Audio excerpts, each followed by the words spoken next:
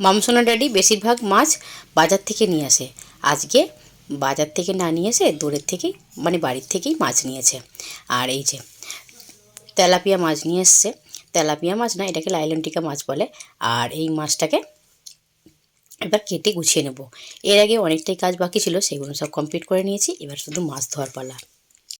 গোপুসোনা এই প্রথমবার আমাদের বাড়িতে ভাত খাচ্ছে। তোমরা তো সকলেই জানো আমাদের বাড়িতে রান্নাটা খুবই দেরি হয়। তো আজকে শুধু ভাতটাই হয়েছিল, তাই ওকে ভাত দিয়ে ঘি দিয়ে লবণ দিয়ে ভাতটা মেখে খাওয়াচ্ছি। কি সুন্দর দেখো, আনন্দ করে খাচ্ছে। আবার গালে দিলেই ঘাড় নাড়ছে। ভীষণ মিষ্টি ছেলে আমার। কিন্তু আজকেই প্রথমবার ভাত খাচ্ছে, তাও আবার ঘি দিয়ে, আর কিছু করে দিতে পারেনি ওকে। গোপুসোনাকে ভাত খাইয়ে জল খাইয়ে মা আমার বাবুর কাছে খেলতে দিয়ে এসেছি। ওরা তিন ভাই বোনে খেলা করুক, আর আমি এদিকে চলে এসেছি দুপুরে রান্না করতে।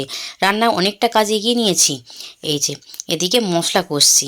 মশলাটা পুড়ে না যায় তার জন্য একটু জল দিয়ে দিলাম। জল দিয়ে মশলাটাকে আরেকটু ভালো করে কষিয়ে নেব।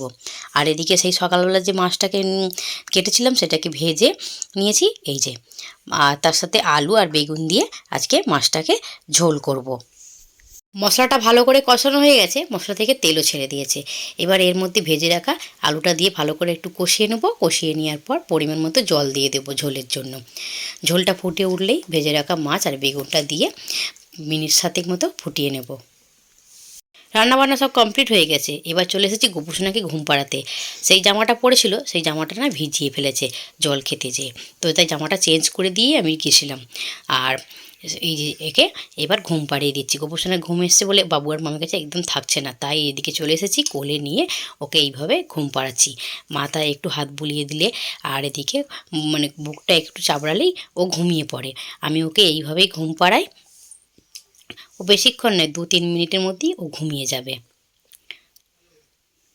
বাবু আর আমি কথা বলতে বলতেই 2-3 মিনিটের মধ্যে এই যে গোপুসোনা ঘুমিয়ে পড়েছে। দেখো ঘুমিয়ে কাদা হয়ে গেছে।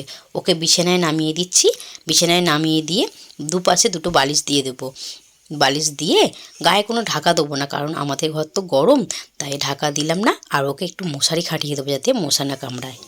এদিকে গোপুসোনা ঘুমাচ্ছে, আর সেই ফাঁকে আমরা দুপুরের খাওয়া দাওয়াটা করে নেব। দুপুরে কী কী রান্না করেছি চলো দেখে নিই। ভাত, তার সাথে রয়েছে মামসোনার পছন্দের বিট আলু ভাজা, আর রয়েছে লেবু। তার সাথে রয়েছে এই যে ভীষণ একটা পছন্দের খাবার, এই শীতকালে ধনেপাতা দিয়ে গরম গরম ভাত খেতে বেশ ভালোই লাগে, তাই না? আমার তো আর কিছু লাগবে না। আর তার সাথে বানিয়েছি মাছের ঝোল। এখন রাত্রি 10টা মতো বাজে। আমি এই যে দোকানে চলে এসেছি। মামসোনার ড্যাডি বাইরে যে মালগুলো ছিল সেই মালগুলো তুলে দিয়ে হাত পা ধুতে গেল। আর এখনও বসবে, ঘন্টাখানিক মতো দোকান খোলা থাকবে, কিন্তু দোকানে সেরকম খদ্দের নেই। চলো বন্ধুরা, আমি ততক্ষণ দাঁড়াই মামসোনার ড্যাডি আসা পর্যন্ত। আজকে এখানেই বিদায় নিলাম। সকলে ভালো থেকো।